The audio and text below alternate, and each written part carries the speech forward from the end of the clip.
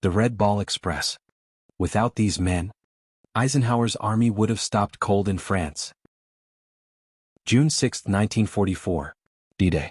The world remembers the soldiers storming the beaches of Normandy, the paratroopers dropping into the darkness, the naval guns thundering against Hitler's Atlantic Wall.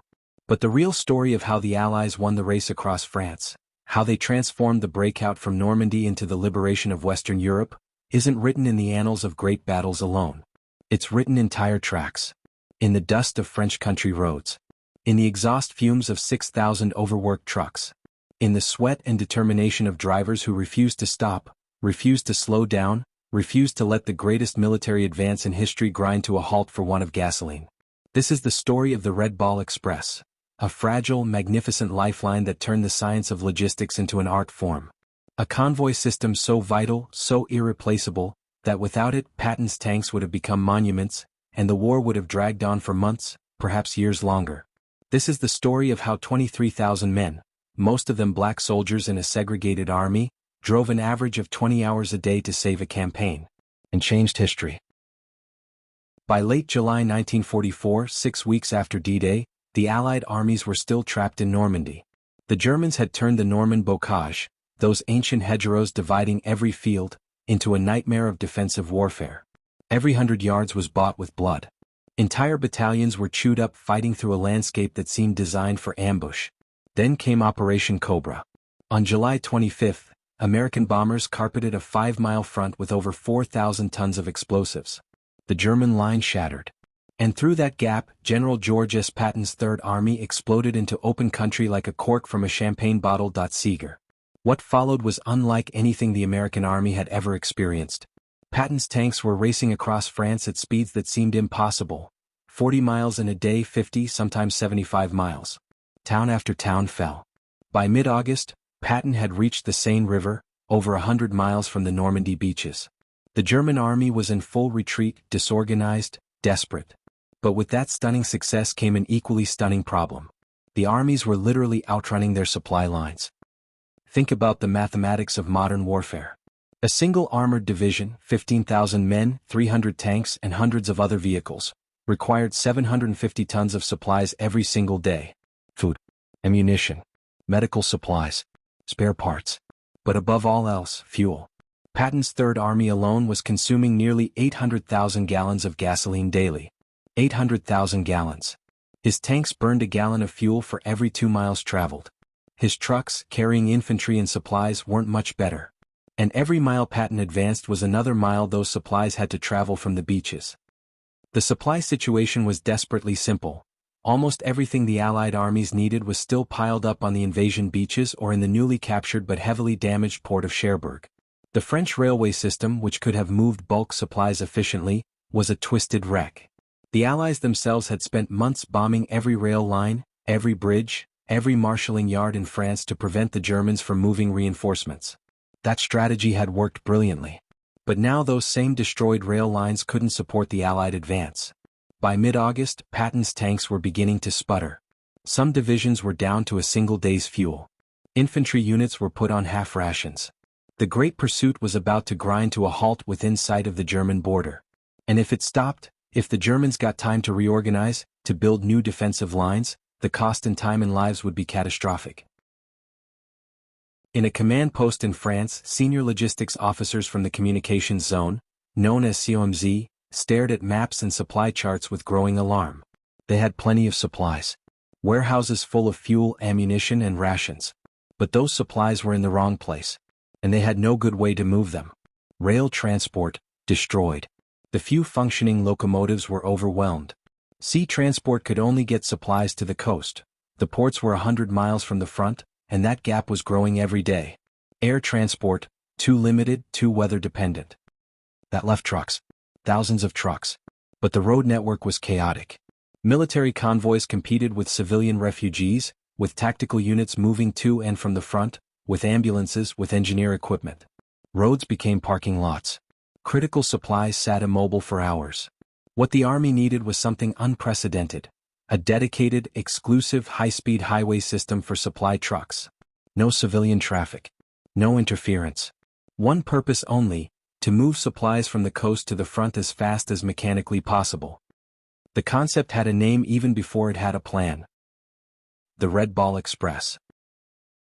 The term came from American railroading, where a red ball symbol painted on a boxcar meant priority express freight, cargo that could not be delayed under any circumstances. It had the right-of-way over everything else on the line. Lieutenant Colonel Loren Albert Ayres, a logistics officer who had spent years in the transportation branch, became the chief architect of this desperate plan. Working essentially around the clock, Ayres and his team devised a system that was elegant in its simplicity. 2 parallel routes. One route, heading east toward the front, would carry only loaded trucks. The other route, heading west toward the ports, would carry only empty trucks returning to reload. This eliminated head-on traffic and the chaos of passing. It turned the French road network into a massive one-way conveyor belt. Military police would control every intersection, ensuring absolute priority for Red Ball trucks. Signs would be posted every few miles: Red Ball Highway, stay on the ball. Any vehicle not part of the express would be physically turned away or, if necessary, towed off the road. The trucks would travel in convoys, guided by experienced lead drivers. Maintenance stations would be established at regular intervals. The system would run 24 hours a day. No breaks. No holidays. It was an audacious plan, thrown together in barely 36 hours. The first Red Ball convoy rolled out on August 25, 1944, just 3 days after Patton radioed that he was nearly out of fuel. The initial goal was staggering: deliver 100,000 tons of supplies in a single week. Nobody knew if it would work. But everyone knew there was no alternative. The Red Ball Express was the only lifeline the advancing armies had. If it failed, the entire campaign failed with it. The genius of the Red Ball Express lay not in revolutionary technology, but in ruthless organization. In transforming chaos into system. In recognizing that logistics isn't about moving things faster. It's about removing every obstacle that slows things down. The routes themselves were carefully selected. The northern route, designated Red Ball Highway North, ran from the beaches and ports of Normandy, primarily Cherbourg and the artificial Mulberry harbors, eastward through towns like Alsace, Chartres, and Soissons, eventually reaching forward supply depots near the German border. The southern route ran parallel, roughly 50 to 100 miles to the south, providing the return path for empty trucks. Each route was several hundred miles long. At the express's peak, the round trip from port to front and back again could stretch to over 700 miles. For a loaded truck averaging 30 miles per hour on damaged roads, that meant 20 to 30 hours of actual driving, assuming nothing went wrong. But the routes were just the beginning. Making them function required an entirely new layer of military infrastructure, built essentially overnight. Every major intersection along the routes was manned by military police detachments. These MPs had one sacred mission: keep the Red Ball moving. When a Red Ball convoy approached, all other traffic, including tactical military units, had to wait. The Red Ball had absolute priority. To ensure drivers didn't get lost in the maze of unmarked French roads, the Army deployed signposting crews who worked around the clock. Every few miles, a new sign appeared: bright markers showing the Red Ball route, distance to the next control point, warnings about upcoming hazards. Some were official, painted in regulation Army colors. Others were improvised, hand-painted on scrap wood by units determined to keep the supplies flowing. Red Ball Highway, Lifeline of the front, became one of the most common slogans. Traffic control points were established every 50 miles or so. Here, convoys could pause briefly for mechanical checks, driver rotation, and refueling. Ironically, the trucks carrying fuel also needed fuel. These control points also served as communication nodes, using field telephones and radio to report the progress of each convoy and alert commanders to any delays or accidents. If the Red Ball Express had a hero, it wasn't a man, it was a machine. The GMC CCKW 353, known universally as the Jimmy or the Deuce and a Half. This truck, officially a 2.5-ton six-wheel drive cargo carrier, was the workhorse that carried the war. Manufactured by General Motors and produced by the hundreds of thousands, the Jimmy was designed for reliability and ease of maintenance, not comfort. It had a simple inline six-cylinder engine producing about 91 horsepower. It had a 5-speed manual transmission, a 2-speed transfer case for shifting into six-wheel drive, and a frame that could flex over rough terrain without snapping. It was ugly, uncomfortable, and absolutely essential. The cab was open-sided with a canvas roof. There was no heating. No real suspension to speak of. Drivers felt every pothole, every rut in their bones. The wooden bench seats were unpadded. But the Jimmy was nearly indestructible. It could run on low-grade fuel. It could wade through 3 feet of water. If something broke, a reasonably competent mechanic could fix it with basic tools.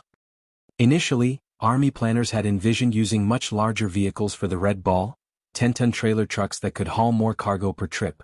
But there weren't enough of them.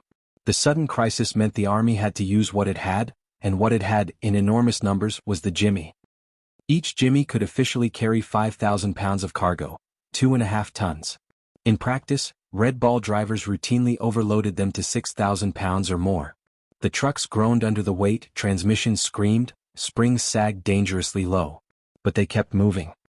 At the express's peak in early September, nearly 6,000 trucks were on the road simultaneously. Picture that, 6,000 trucks, each loaded with fuel, ammunition, or rations, stretched out along hundreds of miles of French highway, moving in an endless chain.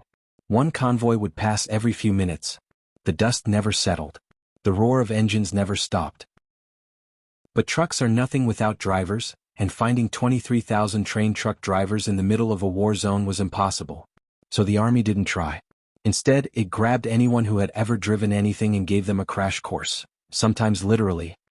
Clerks, cooks, military police, port battalion workers. If you could drive a car, you could learn to drive a Jimmy.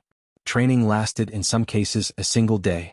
Men who had never shifted gears in anything larger than a pickup truck found themselves behind the wheel of a fully loaded military cargo truck, joining a high-speed convoy in the dark. The accident rate, predictably, was high. Especially in the first few weeks as inexperienced drivers struggled with the weight, the speed, and the chaos of blackout driving. Trucks overturned. Convoys rear-ended each other. Some drivers simply broke down from exhaustion and fell asleep at the wheel. Maintenance was an even bigger nightmare. The Jimmys, pushed far beyond their design limits, broke down constantly. Transmissions failed. Engines overheated.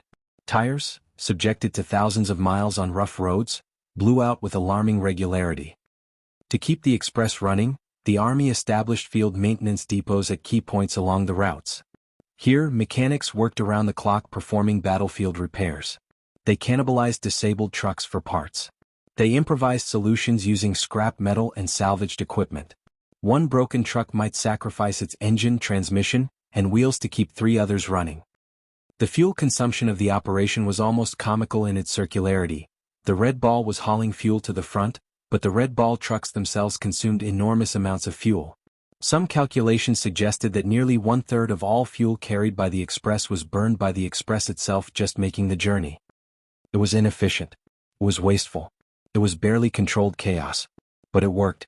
By early September, the Red Ball Express was delivering more than 12,000 tons of supplies to the front every single day. Patton's tanks kept moving. The infantry kept advancing. The pursuit of the broken German army continued. And holding that entire, magnificent, ramshackle system together were the drivers, the men who spent 20 hours a day behind the wheel, who drove through exhaustion and fear and danger, who refused to stop no matter what. Most of them were black soldiers, serving in a segregated army that didn't believe they were fit for combat. They were about to prove everyone wrong. In 1944, the United States Army was rigidly segregated by race. This wasn't informal custom. It was official policy, enforced from the highest levels of command. Black soldiers and white soldiers trained in separate units, ate in separate mess halls, slept in separate barracks. Black soldiers were commanded almost exclusively by white officers. The Army's official position, shared by much of white America, was that black soldiers lacked the intelligence, courage, and discipline necessary for combat. This racism wasn't just morally wrong. It was strategically stupid. The Army was fighting a two-front global war and desperately needed manpower. But instead of utilizing all its soldiers to their fullest potential, it trapped hundreds of thousands of capable men in support roles, loading ships, building roads, driving trucks. The Quartermaster Corps, which handled supply and logistics, became the largest employer of black soldiers in the European theater. Not because logistics was less important, in modern warfare logistics is everything, but because white commanders considered it less prestigious, less heroic, service rather than combat. When the Red Ball Express was hastily organized in August 1944, the Army simply mobilized the units it had available. And what it had available in enormous numbers were black trucking companies and port battalions. The result: approximately 75% of the 23,000 drivers and mechanics who built and sustained the Red Ball Express were African American. They came from every corner of Black America. Farmers from Alabama who had never seen a city. Factory workers from Detroit and Chicago. College students whose educations had been interrupted by the draft. They had enlisted, or been drafted, to fight for their country. Instead, they found themselves fighting for the right to fight, struggling against a system that saw them as second-class soldiers and second-class citizens. But African American soldiers understood something their white commanders often didn't. Every act of service, every demonstration of competence and courage, was a blow against segregation itself. Their motto, published in black newspapers back home, was WWII, victory over the Axis abroad and victory over racism at home. The Red Ball Express became, for many of these men, an unexpected opportunity to prove themselves. The work was grueling, dangerous, and utterly essential. If they succeeded, the campaign succeeded. If they failed, everyone knew who would be blamed, and what conclusions would be drawn about black soldiers' capabilities. So they didn't fail. They drove through exhaustion that would have broken other men. They navigated roads they had never seen in blackout conditions with minimal training. They kept their trucks running through mechanical ingenuity and sheer determination. They completed the mission, day after day, convoy after convoy, for 82 straight days. General George S. Patton, whose views on race were typical of his generation and class, which is to say abysmal, nonetheless recognized what was happening.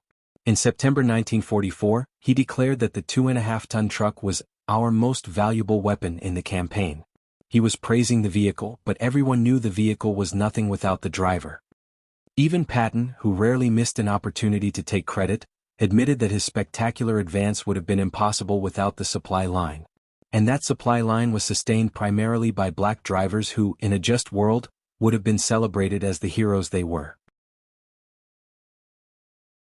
The Army classified the Red Ball Express as a non-combat operation. That classification was a bureaucratic fiction that ignored reality. The drivers faced constant danger. German air attacks were a perpetual threat, though by late summer 1944, the Luftwaffe was a shadow of its former self. Allied air superiority meant daylight attacks were rare. But night raids happened. And a convoy of fuel trucks was a tempting target. Hit one truck in the right place and the explosion could destroy a dozen others. More common was artillery fire. The front line wasn't a clean boundary. German units, bypassed in the rapid advance, remained scattered throughout rear areas. A convoy might round a bend and suddenly face a roadblock manned by desperate German soldiers. Or mortar fire might rain down from a tree line as trucks passed. The drivers carried rifles stored in their cabs and they used them. There are accounts of drivers fighting off ambushes, of wounded men continuing to drive until they could reach aid stations, of convoys maintaining formation under fire because stopping meant the front line wouldn't get its fuel. Yet when the Army wrote its official histories, when medals were distributed, when photographs were taken for the newspapers back home, the Red Ball drivers were largely invisible. The few photos that did circulate often showed white drivers, even though they were a minority of the force. The black soldiers who did the overwhelming majority of the work went unmentioned, undecorated, unremembered. Except by the infantrymen and tankers at the front, who knew. They knew which convoys brought them ammunition when they were surrounded. They knew which drivers had pushed through enemy territory to deliver fuel. They knew who had saved their lives. And they didn't forget. A full Red Ball Express round trip, from the port of Cherbourg to a forward supply depot near the German border and back, covered over 700 miles. In good conditions with no breakdowns, no delays and no enemy interference, that journey took 54 hours. 54 hours of near-continuous driving.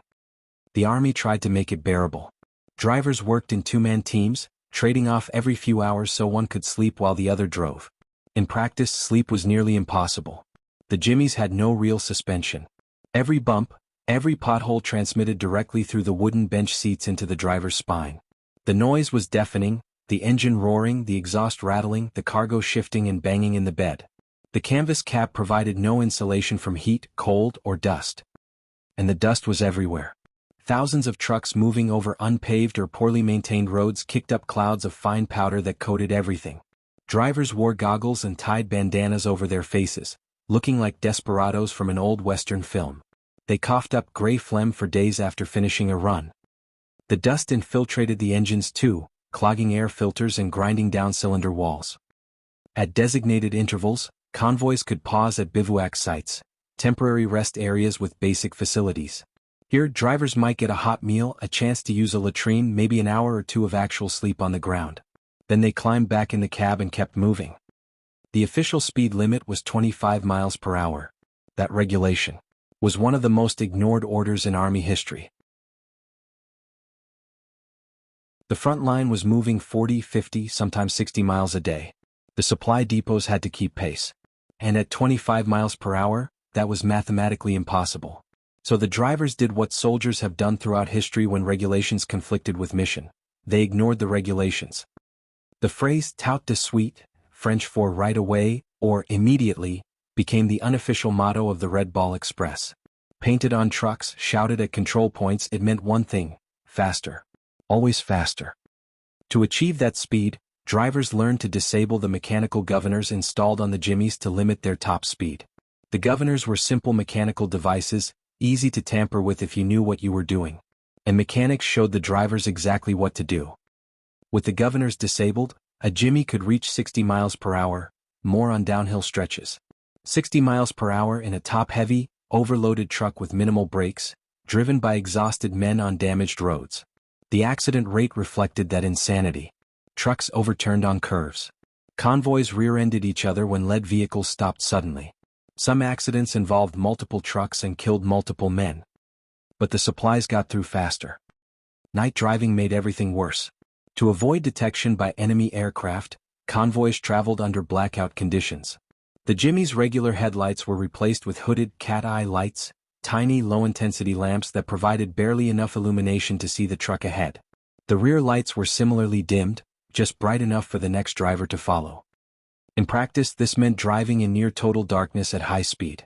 Drivers navigated by instinct, by memory of roads they had traveled once, by the sound of the convoy ahead. If the lead truck stopped suddenly, for a checkpoint, a breakdown, a hazard, the trucks behind had almost no time to react. Some drivers simply kept their eyes locked on the faint red glow of the taillights ahead and prayed. Falling asleep at the wheel was a constant danger. The Army tried various solutions, rotating drivers more frequently, providing benzodrine tablets, amphetamines, to keep drivers alert, even experimenting with loud music played on convoy radios. Nothing fully solved the problem. Men pushed beyond the limits of endurance simply collapsed. Beyond fatigue and speed, the drivers fought two other enemies: the weather and human greed. Fall 1944 brought rain. France's roads, many of them unpaved or only lightly surfaced, turned to mud. The jimmies, already overloaded, sank to their axles. Drivers engaged six-wheel drive and forced their trucks through by sheer mechanical violence, burning out clutches and transmissions in the process. Convoys that should have taken 12 hours took 20. Men got out and pushed, wading through knee-deep muck, straining against trucks that weighed several tons. The mud was exhausting but predictable. Theft was more insidious. The Red Ball Express carried the most valuable commodities in wartime Europe: fuel, cigarettes, coffee, medical supplies, and rations. On the black market, these items commanded astronomical prices. A carton of American cigarettes could buy a week's worth of food. A 5-gallon jerrycan of gasoline was worth a fortune. Both civilians and soldiers engaged in theft. Sometimes it was opportunistic, a few boxes of rations lifted from an unguarded truck. Sometimes it was organized crime, with gangs hijacking entire vehicles or ambushing solo drivers. Some corrupt quartermasters in rear areas diverted cargo before it ever reached the front. The drivers learned to be vigilant. They slept in their cabs, rifles within reach. They traveled in tight convoys for mutual protection. At bivouac sites they posted guards. But losses continued. Some estimates suggest that 5 to 10% of Red Ball cargo was lost to theft, a staggering figure that represented hundreds of tons of supplies that never reached the soldiers who needed them. And yet, despite all of it, the exhaustion, the danger, the mud, the thieves, the crashes, the sheer grinding misery of the work, the Red Ball Express kept rolling. Through September, through October, into November. Day after day. Convoy after convoy. mile after mile. The drivers endured because they understood something fundamental. If they stopped, the war stopped. And so they didn't stop. The Red Ball Express officially ended operations on November 16, 1944. 82 days after it began, the lifeline that had sustained the greatest military advance in modern history was shut down. Not because it had failed. Because it had succeeded. The port of Antwerp, Belgium, one of the largest ports in Europe, had been captured in September and finally cleared of German defenders and mines by late November. Antwerp could handle far more cargo than the Normandy ports combined. And French railway lines, painstakingly repaired by army engineers, were finally functioning again. Rail transport could move supplies faster, more efficiently, and in greater quantities than trucks. The Red Ball Express had been, from the beginning, a temporary solution to an unexpected crisis. Now that railroads and ports were available, the expensive, exhausting, dangerous truck convoys could finally stand down. The statistics of what they accomplished are staggering. In 82 days, the Red Ball Express delivered approximately 412,000 tons of supplies to forward depots. 412,000 tons. That's over 800 million pounds of fuel, ammunition, food, and equipment. The trucks drove an estimated 110 million miles, enough to circle the Earth 4,400 times. They consumed roughly 300,000 gallons of fuel per day just to operate the convoys. The cost and wear in vehicle losses and accidents was enormous. By November, over two-thirds of the trucks that had started the operation in August were out of service, destroyed or too damaged to repair. But the alternative, allowing the advance to halt, giving the German army time to regroup, would have cost far more. The Red Ball Express, for all its improvisation and chaos, worked. It kept Patton moving. It kept the pressure on. It shortened the war. General Dwight D. Eisenhower, Supreme Allied Commander, was a logistics officer at heart. Before the war, he had served in staff positions, planning and organizing. He understood that battles were won not just by courage, but by ensuring that the courageous had bullets in their rifles and fuel in their tanks. In his memoirs, Eisenhower wrote that the advance across France could not have been made without the Red Ball Express. It wasn't hyperbole. Without those convoys, the campaign stalls in August 1944. Without those drivers, the liberation of France takes months longer. Without that supply line, the cost in American, British, and French lives multiplies. But Eisenhower learned more than just the importance of supply lines. He saw firsthand what a dedicated, controlled high-speed transportation network could accomplish. The Red Ball routes, cleared of civilian traffic and given absolute priority, moved supplies with an efficiency that peacetime roads could never match. That lesson stayed with him. In 1953, when Eisenhower became President of the United States, one of his major domestic initiatives was the creation of the Interstate Highway System, a network of limited-access, high-speed highways crisscrossing the entire nation. Eisenhower justified the interstate system partially on defense grounds. In the event of nuclear war or invasion, the military would need to move troops and supplies rapidly across the country. But the design principles, dedicated routes, controlled access, high speed, no intersections, were drawn directly from his experience with the Red Ball Express. Today, millions of Americans drive those interstate highways without knowing they're traveling on roads whose very concept was proven on muddy French roads in 1944, by exhausted men in overloaded trucks who refused to stop driving. But the true legacy of the Red Ball Express goes beyond highways and logistics manuals. It lies in the story of those drivers, the 75% who were African American who served in a segregated army, who were told they weren't good enough for combat, and who responded by performing one of the most crucial missions of the entire war. They didn't receive many medals. They weren't celebrated in newsreels. When they came home, many returned to a country that still treated them as second-class citizens, where they couldn't vote in much of the South, where they faced discrimination in employment, housing, and education. But they had proven something that could not be unproven. They had demonstrated competence, courage, and endurance under the most extreme conditions. They had been essential.